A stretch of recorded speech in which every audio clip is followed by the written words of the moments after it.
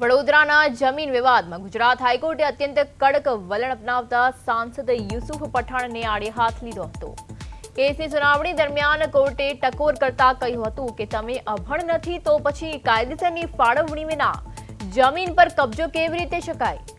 વિવાદિત જમીન મામલે સ્ટેન્ડિંગ કમિટીનો માત્ર એક પ્રસ્તાવ હતો, પરંતુ તે ક્યારેય કાયદેસર રીતે એલોટમેન્ટમાં ફેરવાયો નહોતો। એટલું જ નહીં, 2014માં રાજ્ય સરકારે પણ આ જમીન ફાળવણીના પ્રસ્તાવને નકારી કાઢ્યો હતો।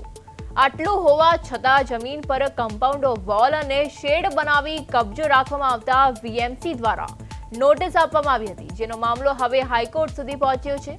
કોર્ટે વીએમસીને પણ કડક સવાલો કર્યા હતા કે જ્યારે જમીન ફાળવણી થઈ જ નહોતી તો તે જમીનનો કબજો કોણે અને કેવી રીતે સોંપ્યો।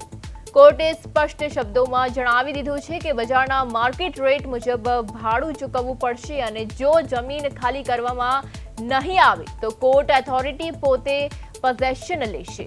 આ મામલે હવે 15 જૂનના રોજ આગામી સુનાવણી હાથ ધરવામાં આવશે, જેમાં વીએમસીએ એફિડેવિટ રજૂ કરવાની રહેશે। ત્યારે આજ સાથે આપણા સંવાદદાતા તુષાર પટેલ જોડાઈ ગયા છે। જી તુષાર, વડોદરા જમીન વિવાદમાં હાઈકોર્ટનું કડક વલણ સામે આવ્યું છે, શું કહેશો? ચોક્કસથી પિયા, પૂર્વ ક્રિકેટર અને વડોદરાની ખ્યાતનામ હસ્તી કહી શકાય તેવા કોંગ્રેસના સાંસદ યુસુફ પઠાણની, તૃણમૂલ કોંગ્રેસના જે સાંસદ છે યુસુફ પઠાણની મુશ્કેલીમાં 100% વધારો થયો। હાઈકોર્ટનું જે કડક વલણ છે એ વલણ અંગે અને આ ઘટના અંગે જો વાત કરીએ તો વડોદરાની સાલજા વિસ્તારમાં યુસુફ પઠાણનું નિવાસસ્થાન આવેલું છે। સત્તાવાર નિવાસસ્થાન પાસેથી તેમણે કેટલાક વર્ષો પહેલા વડોદરા મહાનગરપાલિકા પાસેથી પ્લોટ માટે મંજૂરી માંગી હતી, જેને વીએમસીએ 2012ની અંદર યુસુફ પઠાણને આ પ્લોટ આપવાનો એ અંગેની દરખાસ્ત સ્ટેન્ડિંગ કમિટીમાં મૂકી હતી।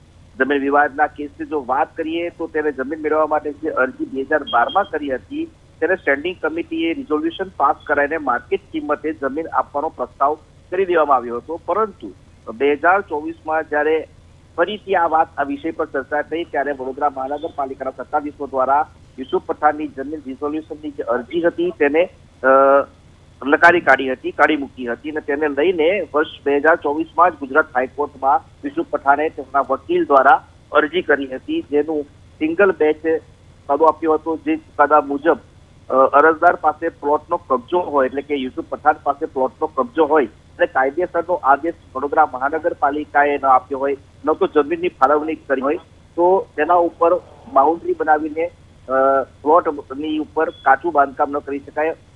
હકીકતમાં જોઈએ તો પિયા આ જે જમીન છે એના ઉપર યુસુફ પઠાણ દ્વારા કાચું બાંધકામ પણ કરી દેવામાં આવ્યું છે, શેડ પણ બનાવવામાં આવ્યો છે, ત્યારે પાલિકા સ્વાયત્ત સંસ્થા હોવાના કારણે રાજ્ય સરકારની મંજૂરી લેવી પડે એમ જણાવીને આ જમીન પરત લીધી હતી। આ સમગ્ર મામલો કોર્ટમાં ગયા બાદ સિંગલ જજ દ્વારા જાહેર હરાજીની પ્રક્રિયા ટાળીને યુસુફને જમીન પરત કરવા માટેની રજૂઆત કરવામાં આવી હતી। સિંગલ જજના હુકમ સામે યુસુફ પઠાણ અને તેના વકીલ હવે હાઈકોર્ટમાં ડબલ જજની બેન્ચ સમક્ષ ચુકાદાને પડકાર્યો હતો, જેમાં ગઈકાલે સિંગલ જજના હુકમને યથાવત રાખીને ડબલ જજની બેન્ચે ચુકાદો આપ્યો હતો, જેની અંદર ચોક્કસ એવું કહેવામાં આવ્યું છે કે જો બીએમસીએ જમીનની ફાળવણી જ ન કરી હોય તો તેના ઉપર યુસુફ પઠાણ કબજો કેવી રીતે કરી શકે। આમ ટેકનિકલી કારણોસર અને નામદાર કોર્ટની અંદર જ્યારે આ વિષય મુકાયો છે ત્યારે હવે યુસુફ પઠાણ માટે જે એ છે એ વધી ગઈ છે, મુશ્કેલીઓ વધી છે અને યુસુફ પઠાણે આ જમીન જે છે ખરી કરીને એનો કબજો કાયદેસર રીતે વડોદરા મહાનગરપાલિકાના સત્તાધીશોને આપવો જ નહીં। જી પિયા। જી તુષાર, એટલે હવે સમગ્ર ઘટના તમે જેવી રીતે જણાવી ત્યારે હવે કોર્ટે જેવી રીતે આદેશ આપ્યો છે કે જમીન ખાલી નહીં થાય તો કોર્ટ કડક પગલાં લેશે, ત્યારે સાંસદ યુસુફ પઠાણની કોઈ પ્રતિક્રિયા કે તેમનું કોઈ નિવેદન?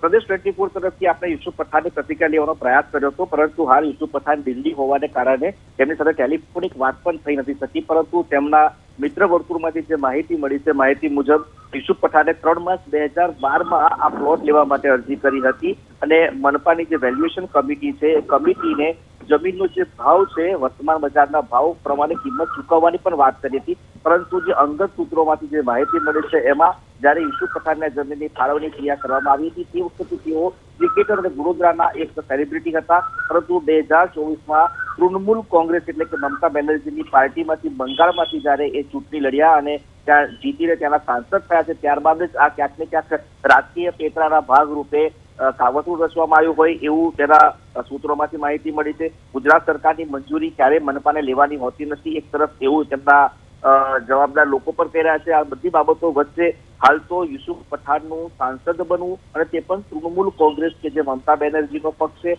તે કેન્દ્ર સરકારની બિલકુલ વિરુદ્ધમાં જ્યારે મમતા બેનર્જી ચાલતા હોય ત્યારે સ્વાભાવિક છે કે ગુજરાતમાં ભાજપાની સરકાર હોય એને પ્લોટ જે છે ન જ આપે. એટલે યુસુફ પઠાણ આજે કિંમત આપવા તૈયાર છે, બજાર કિંમત ચૂકવવા તૈયાર હોવા છતાં પણ હવે પાલિકા કાયદાનો ઉપયોગ કરીને કદાચ તેને આવનારા સમયમાં પ્લોટ નહીં આપે અને પ્લોટનો કબજો મેળવી લેશે. જી તુષાર, સમગ્ર માહિતી બદલ આપનો આભાર.